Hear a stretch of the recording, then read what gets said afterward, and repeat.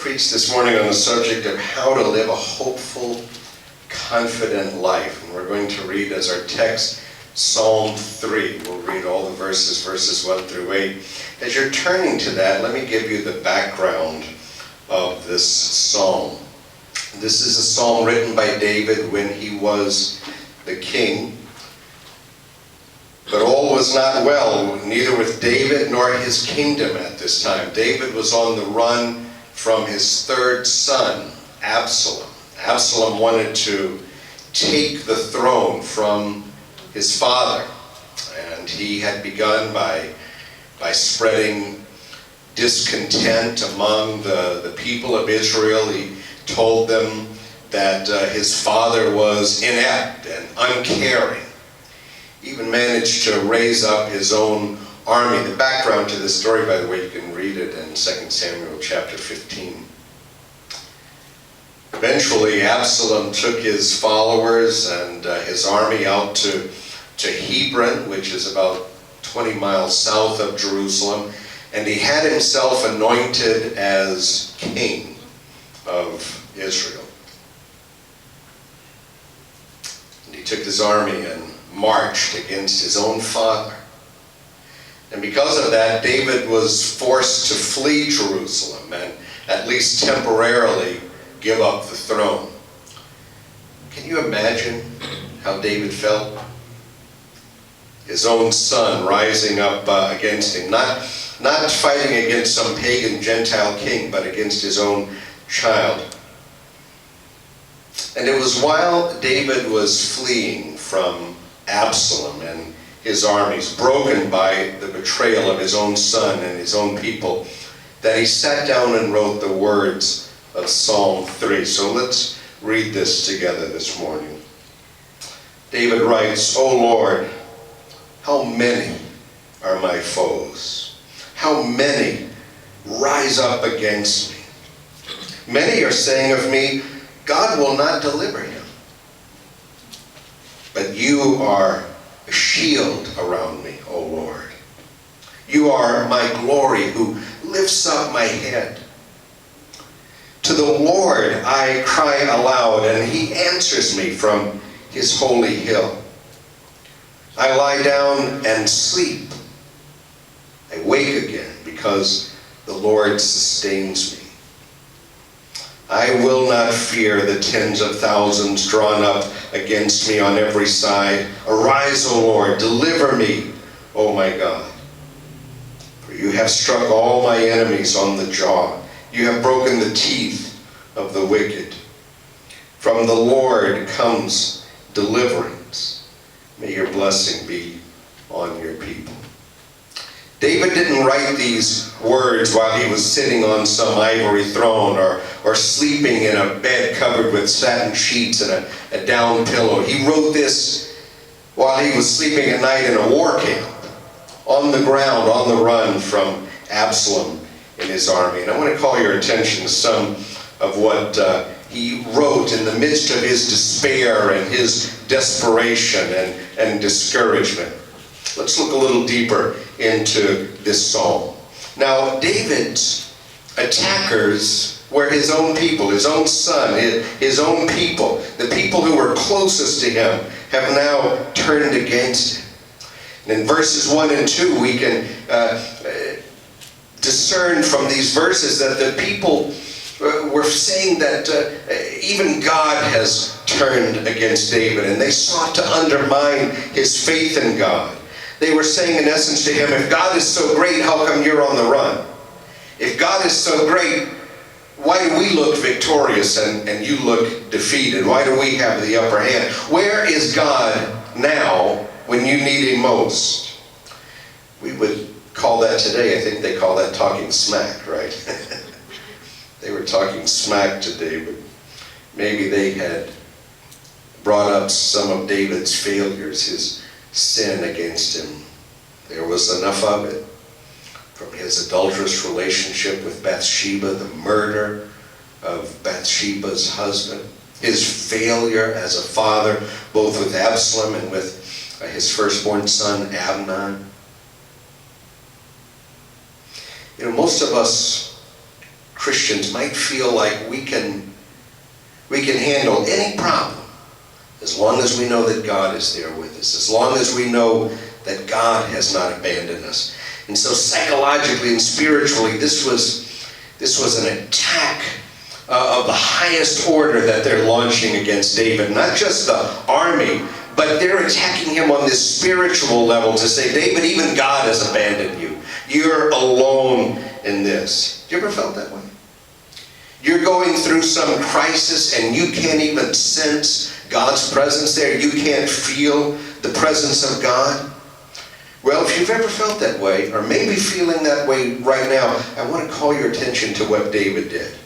In the midst of his despair and discouragement, look at what he does in verse 3. He cries out to the Lord. And that word that's translated Lord there, that's not the title for God that we see like in Genesis 1, for example. This is God's covenant name. He uses that name Jehovah.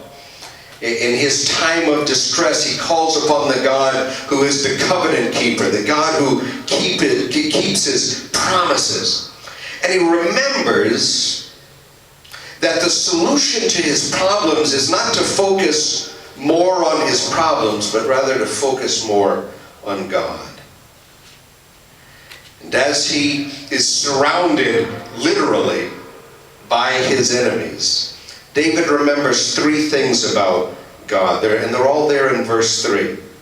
He remembers that God is a shield about him. God covers him, surrounds him like a shield. Now, the fact that God is your shield doesn't mean that your enemies are going to stop firing arrows at you, right? David still had enemies, and they're still shooting arrows. So David's not saying, because God is my shield, all my troubles are over. He's just saying that God is my protector. That's the idea of shield there. Such an attack as was being launched against David or is being launched against you, it cannot overcome you because God is your protector. Now look, you know this already. The time may come in your life, it may have come already, when everything you have except God will be taken from you. You can lose your health, you can lose your wealth, you can lose your family, you can lose your friends, but you will never lose the love of God. And that's what David trusts in here, that God is his shield. You know that old saying, you'll never know that God is all you need until God is all you have? Brothers, that's true. And that's what David realizes here. So he says, God is my shield. And then look, he says also that God was his glory. Now, shield implies protection. Glory implies power. David has been humiliated by his own son and by his own people who've turned against him. He's feeling weak. His pride has been wounded. His reputation has been slandered. And yet he says God is his glory. And then look also in verse 3 there. He says God is the one who lifts up his head. That's a curious phrase, isn't it? You know what he means by that? He means what we say today. Somebody's going through a hard time. They're having difficulties. What do we say to them sometimes? We say, keep your chin up. Right? You know what we mean by that? Don't get too discouraged. Keep your chin up. Don't get too downcast. You know, if somebody's insecure or they're going through tough times, a lot of times they won't even look you in the eye. They can't even lift their head up. David was probably feeling like that himself, but he says, God is the one who lifts my chin up. He fled Jerusalem, hung his head in shame, probably having doubts about his worthiness as a king, about his manhood, about his own abilities. But in the midst of all of that, he remembers God. And he says, the Lord lifts up his head. And look in verses 4 through 6. God sustains David in the hour of his need. In verse 4, he says, I cry aloud to the Lord and he answers me. And in verse 5, he says, I lie down to sleep and I wake again. Now that's amazing that out in the wilderness, on the run from an army, he's able to sleep. The idea there is of complete peace and assurance. In verse 6, God takes away David's fears. He not only hears David when he cries out to him, he not only gives him inner peace and rest, but he takes away David's fear. Now that's a remarkable thing, because David has already said there are tens of thousands who are after him. But he says, I will not fear, because he remembers God. And if you've never thought about it like this, you remember this, that God plus you equals a majority. Doesn't matter what you're facing, it doesn't matter how many people are lined up against you. When it's you and God, that's a majority. And that's how David is feeling here. Now, what does this psalm have to say to us today? This psalm was written almost 3,000 years ago. That's when David lived. And here we are living in the modern world, Los Angeles, 21st century. And we're not kings, and probably your own children don't hate you enough that they're trying to kill you. So what does this psalm have to say to us? Well, a lot. There's a lot of wise counsel here. And I want to call your attention to just a few spiritual principles that are at work here. Because you may not be a king, your own children may not be trying to kill you, but you know what it is to be discouraged. You know what it is to have problems. You know what it is to have trouble and to feel like you're alone. And if that's you, this psalm has some messages for you. One of them is this, and these are the principles for living a hopeful and confident life. Number one, when you're going through difficult times, look for God in your problem. That's what David did. He stopped focusing on the problem and he started focusing on God. Look for God in every situation, because he's there. And if you can't see him, keep looking. He's there. Remember what Paul said in Romans chapter 8, verse 28? He said, we know this, that God works together for good for those who love him and are called according to his purpose. You know what that's saying? It's not saying that everything that happens is good. I hear people misquote that verse sometimes, Well, it's like the Bible says, everything that happens is good. That's not what the Bible says. There are a lot of bad things that happen. It's saying that God specializes in bringing good out of bad. God is at work in every situation, including bad situations. And I'm not talking here about some pop psychology, power of positive thinking. If you can conceive it, you can achieve it. And there are a lot of things I can conceive that I can't achieve. I can conceive flying around the sanctuary. It's not going to happen. And there are things you can conceive in your mind that you will never accomplish. That's not the point of the verse. The verse is not saying how much you and I can do. It's saying how much God can do. Believing that in all things, God is at work in every situation of your life to bring about good.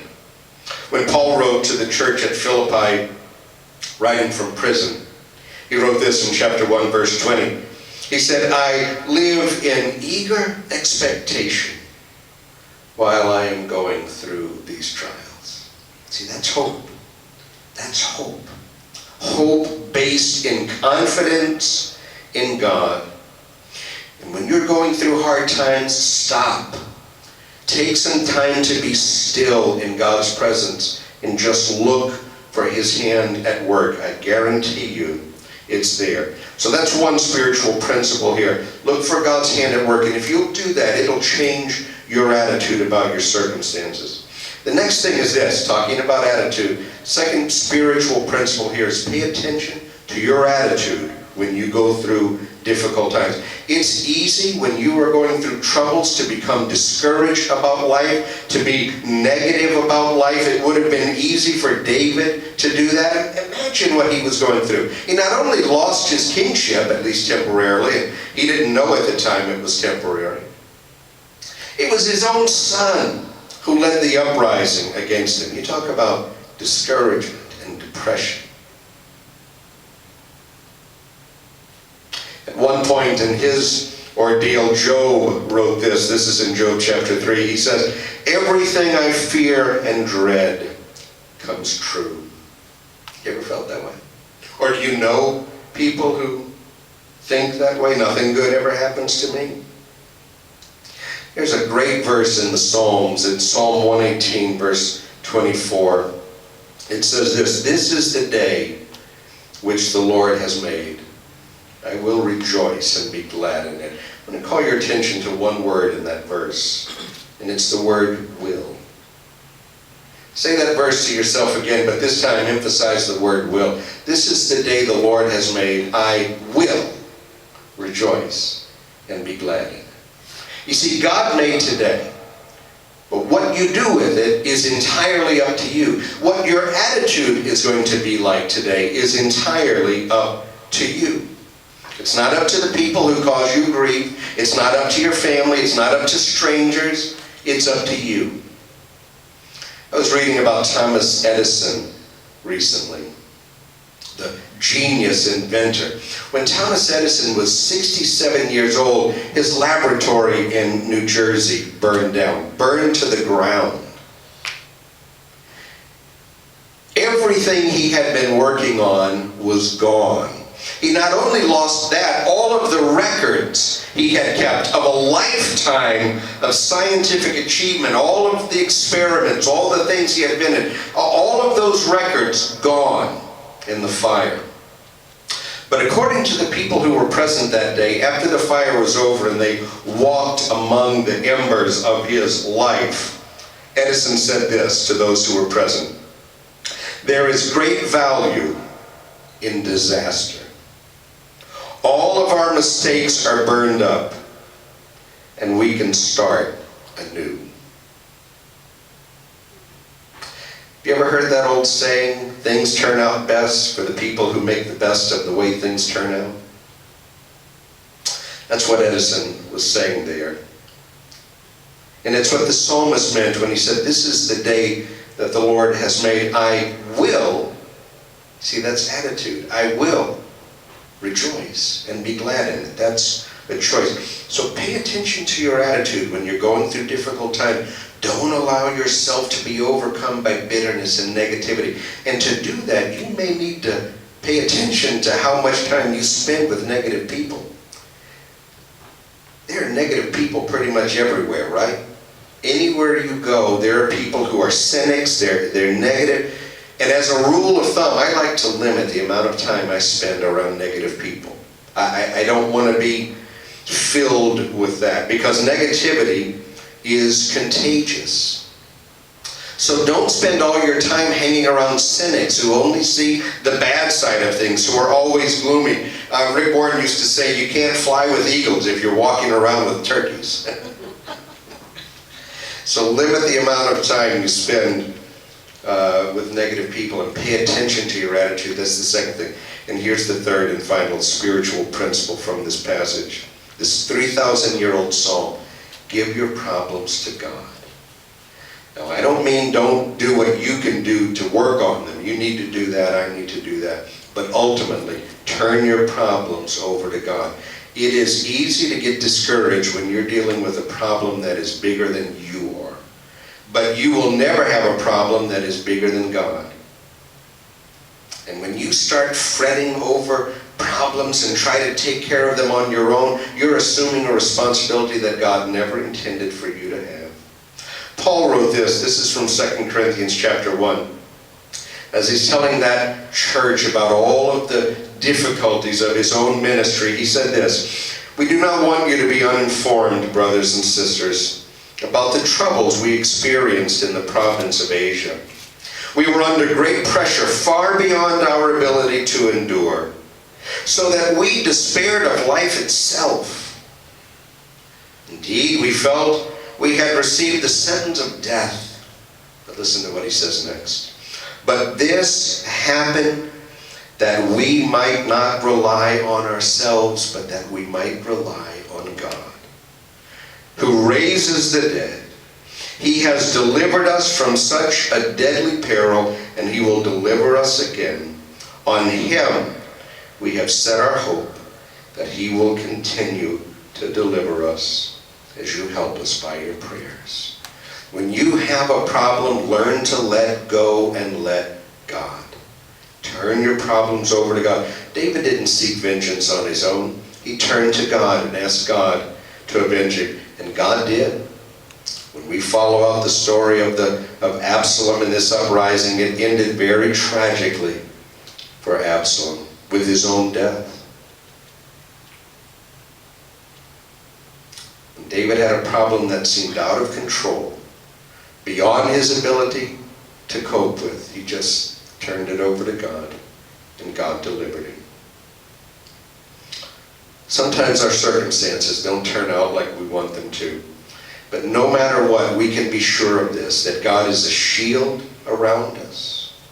God is our protector, and He is our encourager, the one who lifts up our head. So look for God in every situation. He's there. Pay attention to your attitude. Don't give yourself over to cynicism and negativity. Give your problems to God. They may be too big for you, but they're not too big for Him.